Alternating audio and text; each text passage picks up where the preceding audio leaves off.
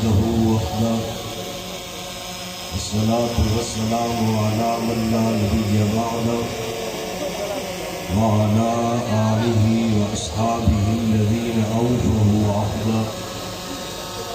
أما بعد فأعوذ بالله من الشيطان الرجيم. بسم الله الرحمن الرحيم. إن الذين قالوا ربنا الله ثم استقاموا تتنزل عليهم الملائكة. صدق الله وصدق رسوله النبي الكريم ونحن على ذلك لمن الشاهدين والشاكرين والحمد لله رب العالمین. وفا بھی دیکھ لی ہم نے، جفا بھی دیکھ لی ہم نے، وفا بھی دیکھ لی ہم نے، جفا بھی دیکھ لی ہم نے، بڑی مشکل تو یاروں کی ادا بھی دیکھ لی ہم نے.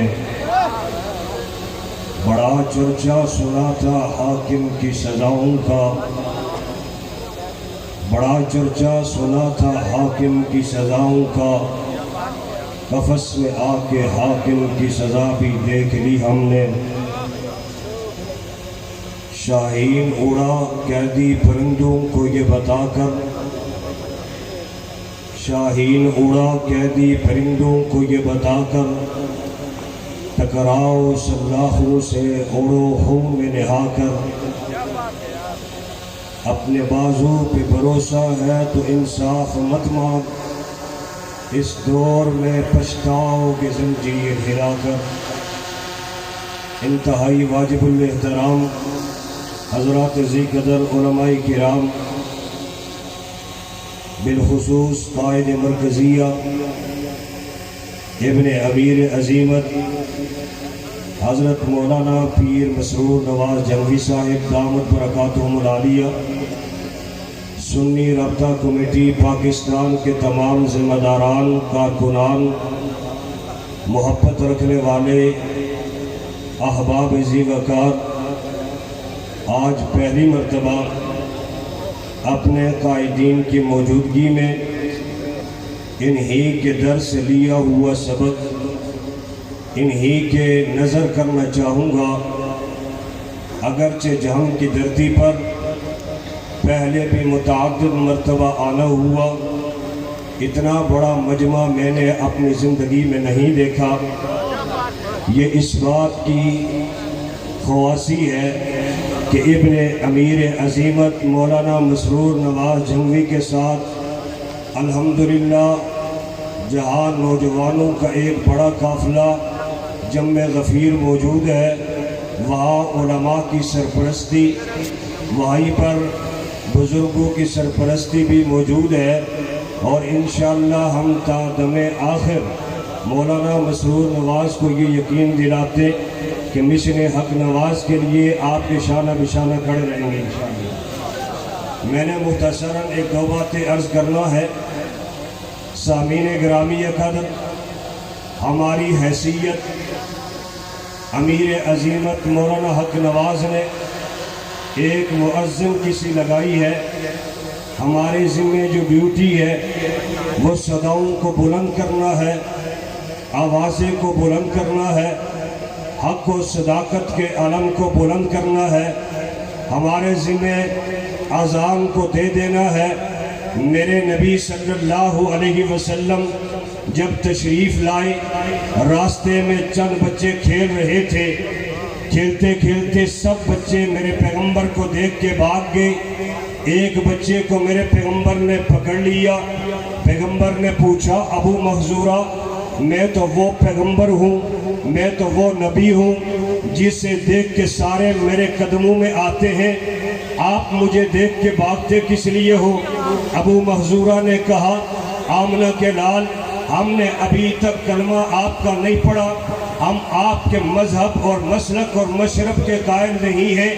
ہمارے ماننے اور جاننے والے لوگ اگر آپ کی تابعداری میں ہمیں دیکھ لیں گے تو ہمارے اوپر مظالم ڈھائے جائیں گے، سختیاں ڈھائی جائیں گی، تکالیف ہمارے اوپر آ جائیں گی، لہٰذا ہمیں چھوڑ دیجئے۔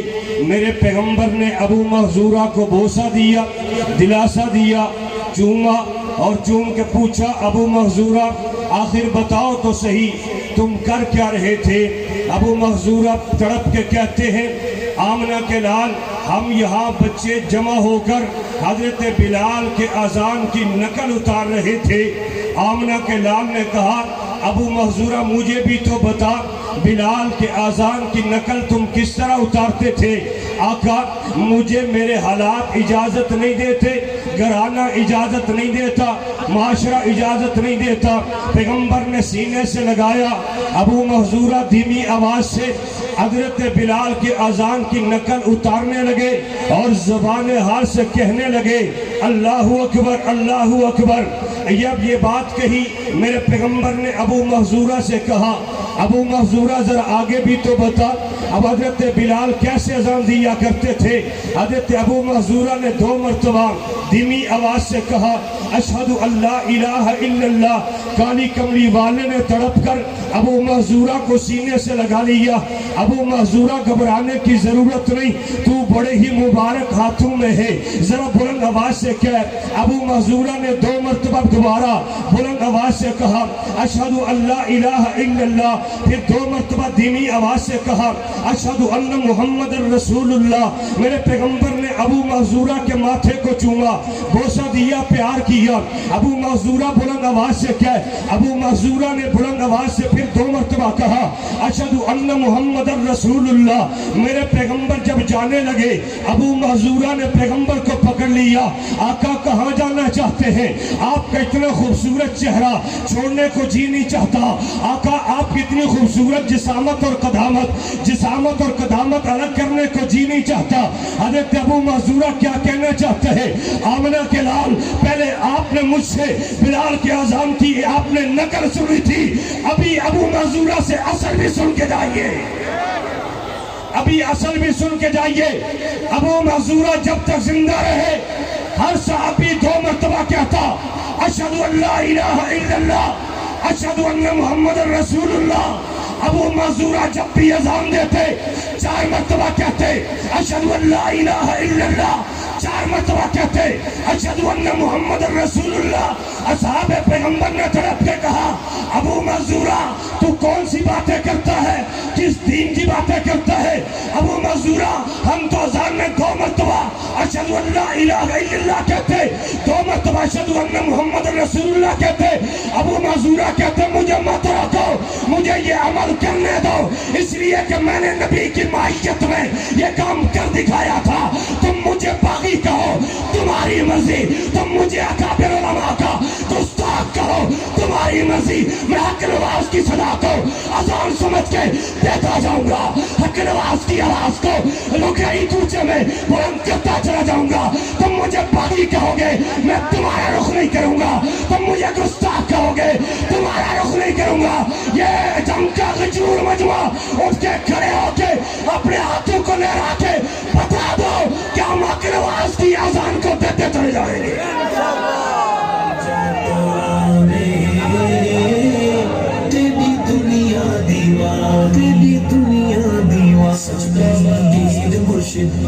توجہ کھڑے رہے، توجہ۔